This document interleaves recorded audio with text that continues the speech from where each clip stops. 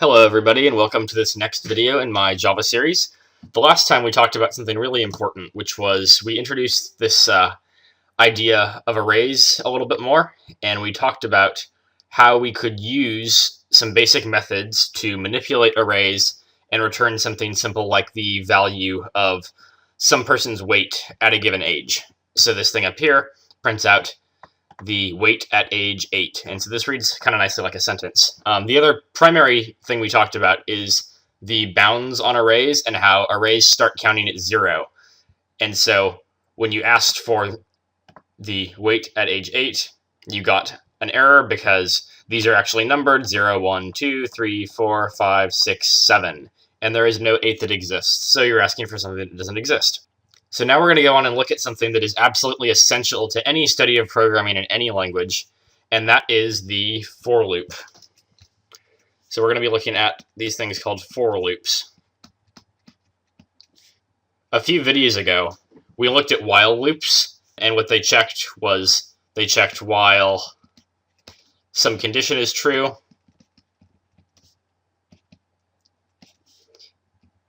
do this. So it would check if this condition inside here was true, do whatever inside here, check again, do whatever inside here. And if whatever inside here is always true, then you would just go on forever, indefinitely. But this isn't necessarily the most useful thing. And I believe I also, with the while video, showed you how you could use the while loop to print out integers, like 1 through 100 or something like that, which would be very difficult without a loop.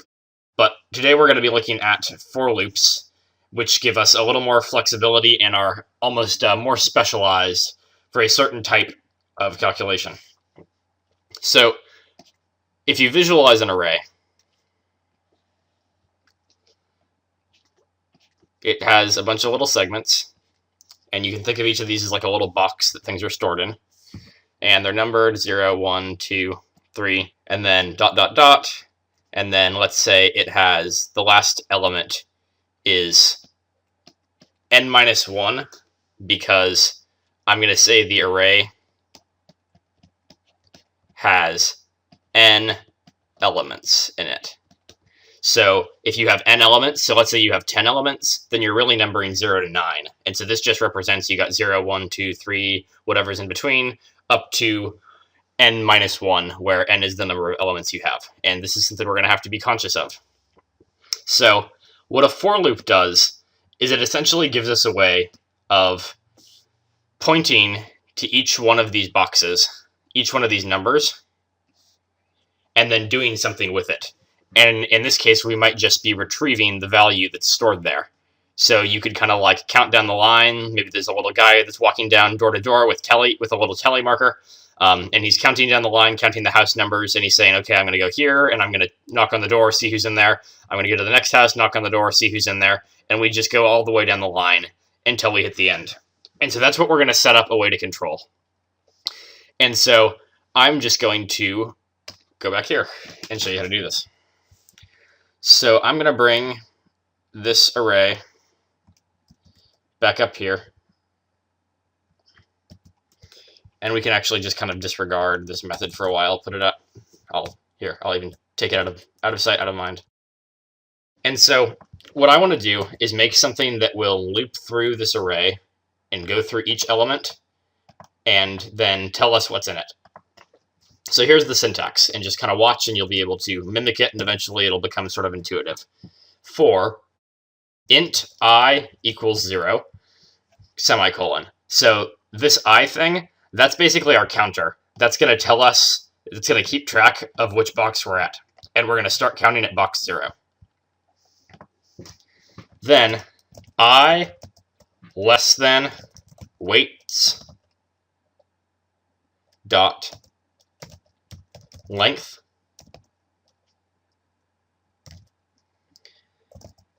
And then finally, I plus plus. So there's a lot of new stuff here, and I'm just going to go through it bit by bit.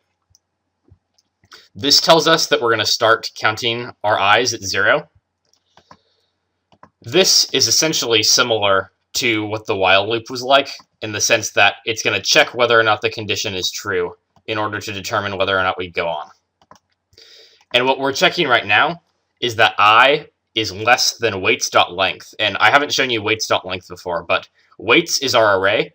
And when you put .length, that goes over to weights, someone goes over to weights and asks weights what his length is. And so this retrieves the integer value that is the length of weights.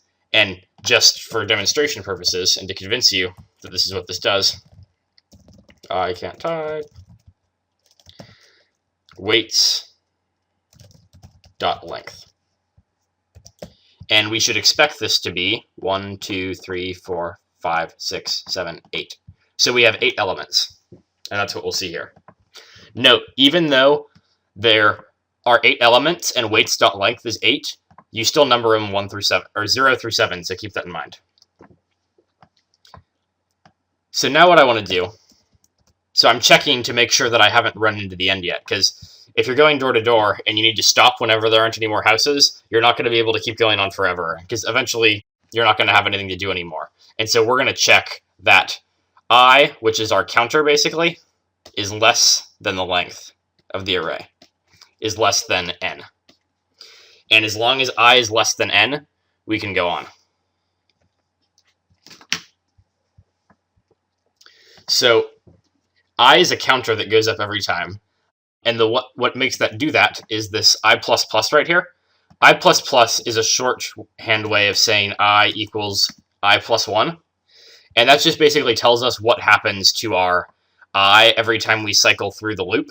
And in this case, we're just going to increment I by 1. And this is almost always, 19 times out of 20, this is what it's going to be, maybe even more than that. But occasionally, if you wanted to count by 2s or something, you could say I equals I plus 2.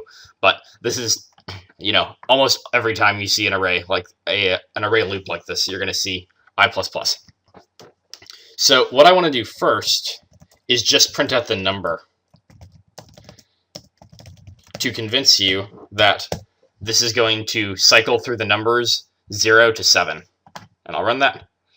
And that's exactly what happened here. We've got numbers counting 0 to 7. So it started at 0. It goes inside. It prints out I, which happens to be 0. Then it adds 1 to I, and it checks that you're less than the length, and I is 1, and 1 is still less than 7, so it keeps going and keeps going. Sorry, 1 is still less than 8. The length is 8. Now, if I wanted to print the actual value here, I could say weights bracket I, because I is just the index. I is telling you what number box you're at, but if you want to actually find out what's inside, then you need to ask for weights of that index. And so that tells you actually the value. And so we should expect this to just print our array back out for us, which it nicely does. So this thing right here is exactly what gets printed out down here. And so in this sense, we've just cycled through all the values and done something with them.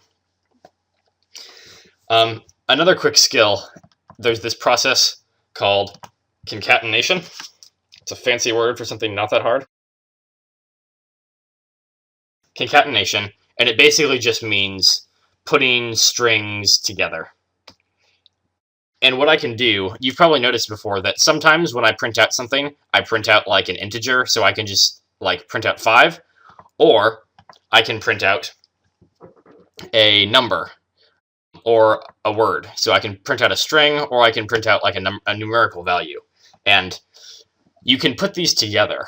And so what I can do is instead of just printing out this, I can say something like the value of the array is plus weights I. And so this plus operator, it basically glues these two things together. We have this string that's the same every time, and then we have this thing that changes. And we put a plus in between them to glue them together. So now, each time we go down, the value of the array is 9, the value of the array is 12. And so it gives you a way of putting like numerical numbers into sentences. And to make this a little more descriptive, you could even say the value of the array at index plus, the value of the array at index plus I plus is. And so what that's going to do, it's going to say the value of the array at index 0 is 9. The value of the array at index 1 is 12. And so every time I gets increased, I is going to change over time. And so when I changes over time, it allows us to tell us what index we're changing, and it allows us to tell us what the value is also changed to. And so we're going to have something even more descriptive here. And so this basically tells you exactly how these things map to each other, just like I described over here.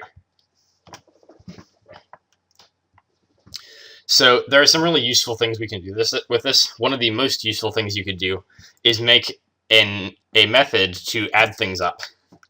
So what if I wanted to sum all of the weights total? So I'm going to make a method that returns an int. That's why we have an int here. And I'm going to call it sum array. And now, instead of just putting in a age, a particular number like we did before, what I'm going to do is pass in an entire array. So I'm going to say, I'm going to pass in the int array, and I'm going to call it array. And so now what we're going to want to do is look at how we add these up. So if you're going to add something up, you kind of need a tally, right? So I'm going to start an int called sum and set it equal to 0 because our sum is 0 so far. Then what I'm going to do is make a for loop that cycles through this array. So I'm using array.length because I'm looking at this particular array. I'm going to cycle through all the elements. And each time I cycle through, I'm going to set the sum equal to the old sum plus the array at value I. So what this is doing is, let's say I have a nice array here,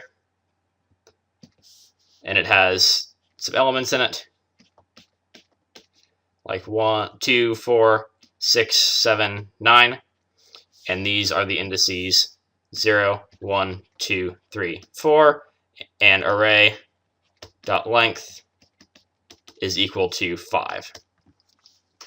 So what my function is going to do is it's going to start off with n equals 0, and I'll keep the value of sum over here.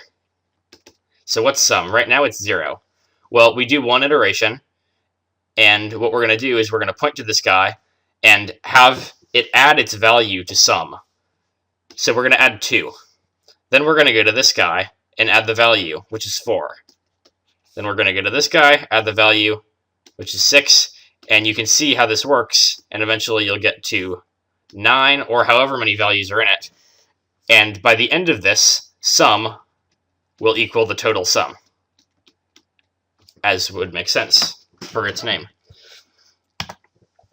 And at the very end of this, so the value of sum now holds what we want, but now I've got to toss it back up so we can use it.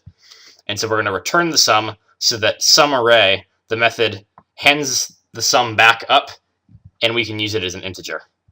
So just as a quick example here, if I wanted to find, I could say int total sum equals sum array of weights.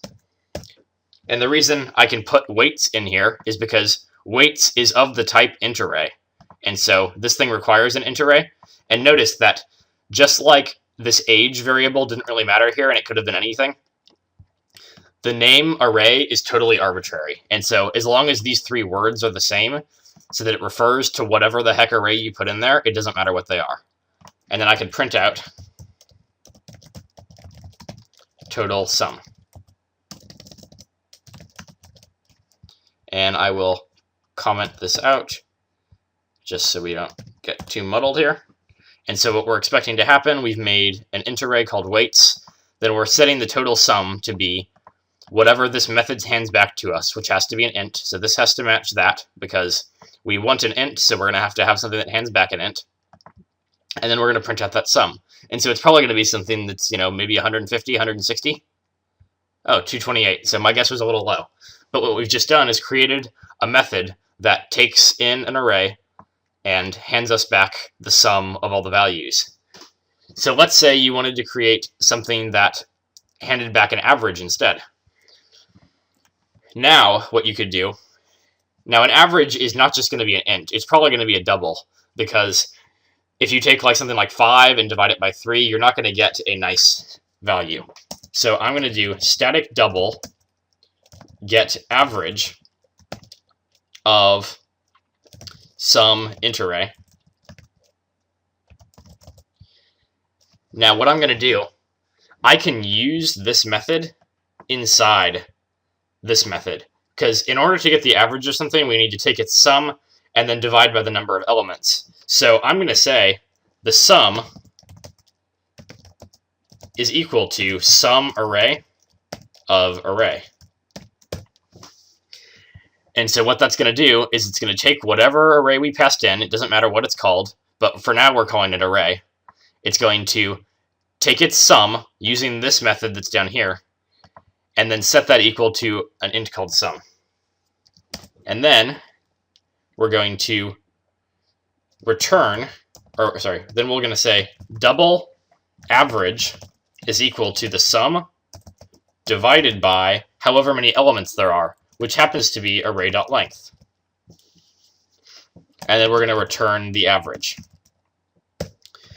So now instead of the average, I'm going to say get average, and I'm going to print out the average.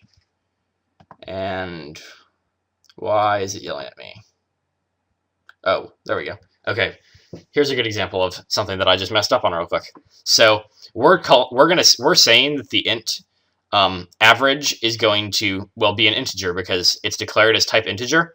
But what does this function give us? This function gives us a double, or at least that's what we're saying it gives us. And so it's saying, okay, well, you're giving me a double, but you're telling me that I need to put it into an int, and it's not liking that very much. And so I need to change this to double. And I'm going to run this, and we get 28.0. Now, in order to show you a problem with our code right now, I'm just going to take out a bunch of stuff. What's the average of 4 and 5? It should be 4.5. But our program is telling us that it's 4. And what's happening is that when we do this calculation, basically the program keeps variables of whatever types they are when it calculates things like quotients. And so sum is an int.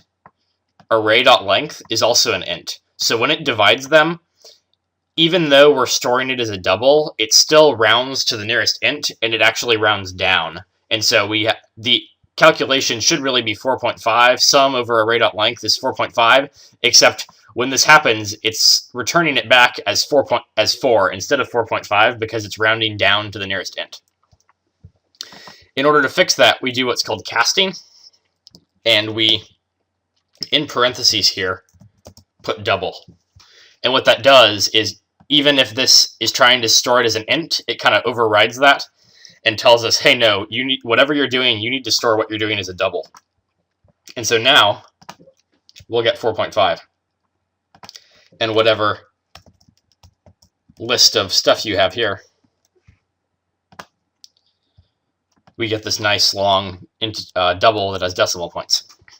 So hopefully that was a nice introduction to both for loops and some more on arrays and how we set up methods to do useful things. So by now we've made something to add up all the values of an array and get its average. And those are both pretty useful things. And so in the future, we'll be really expanding quickly on all sorts of different types of things we can do in order to make our lives programming easier. Thank you.